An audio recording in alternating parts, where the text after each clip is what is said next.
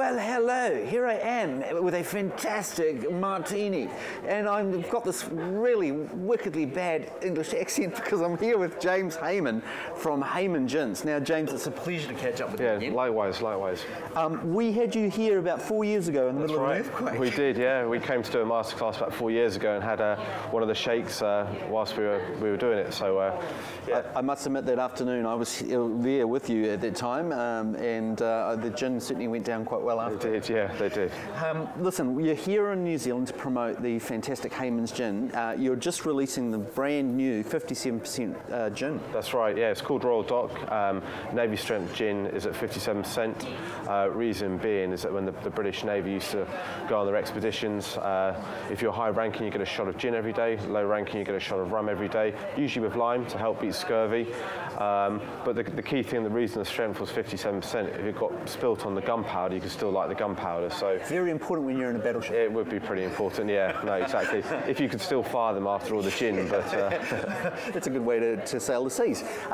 Now, when we're talking about Old Tom, now this is something that I found quite amusing, is that it was the original dispensary for getting rid of the old gin when the English laws got out of whack. That's right, yeah. So in the 1700s. Consumption of gin got out of control. People were selling themselves, their children, their clothes, whatever it was, to ensure they could buy some gin. So the government put a number of acts in place, and there was one gentleman called Captain Dudley Bradstreet who maybe didn't quite agree with it. So what he decided to do was have a wooden cat in his window in his house, and people would walk past and put a penny into the mouth and receive a shot of gin through the pore. So pretty clever idea. It's a great idea, a great way to dispense a gin as well. And that's where it used to go, well, puss, puss, meow. That was it, yeah. Puss, puss, so they say you'd walk up and say that and put your penny in and the gin would follow pretty quickly. I love the story, it's great. Now when we're talking Hayman's, we've got 4 unique styles of gin. That's right, yeah. Tell us about each individual one. So the London Dry is the most common style of gin that's consumed today. If you're going to have a gin and tonic, you most probably use your London Dry. Again, the martini works very well with the London Dry. We've got the Old Tom gin. If you go back 150 years or so, the quality of water and alcohol weren't so good. So the distillers put far more botanicals into the distillation. So probably the best example, you put 1 handful into the London Dry, 2 handfuls into the Old Tom, and it had a very delicate sweetness as well, which makes it far more of a rounded gin. And actually, the original gin cocktails, such as the Martinez, the Tom Collins, Ramos gin fizz, were actually developed using Old Tom gin rather than dry gin. And that's the classic gin has become more of a refined taste, and it has. As years have gone by. Yeah, it has. Yeah, London Dry wasn't the first style of gin that was available, but as the palate became more dry and people called for more of a drier cocktail, that's where the London Dry came into. And the slow gin is just the addition of berries, the slow berries. Slow berry is a type of plum.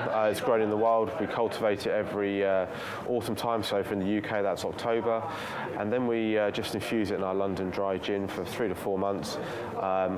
Once that's finished, we extract it, filter it, add some sugar to it, and it's a very traditional English liqueur. But with the renaissance in gin at the moment, people are beginning to drink a lot more of it, and being more experimentative in what they drink.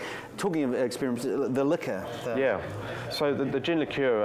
Obviously, my father's been involved in gin for 45 years, and back in the 80s, they were looking at other ways to drink gin, and the idea for the gin liqueur came up, and it was developed. But because the original business was sold, it didn't actually come to market until we introduced Hayman. So yeah, it's an interesting style of gin, and I guess gin's quite a dry spirit. So if you maybe don't like it because of that, the gin liqueur is a good option to try. Fantastic stuff. Well, listen, I've got the martini, and what have you got there? This is a Tom Collins, so made of Hayman's Old Tom, soda water, and elderflower. Well, it's a pleasure to have you back in Christchurch. Pleasure, great to be here. That you can try these fantastic gins in New Zealand now as of next week, and you can get down and mix it up, try a few cocktails.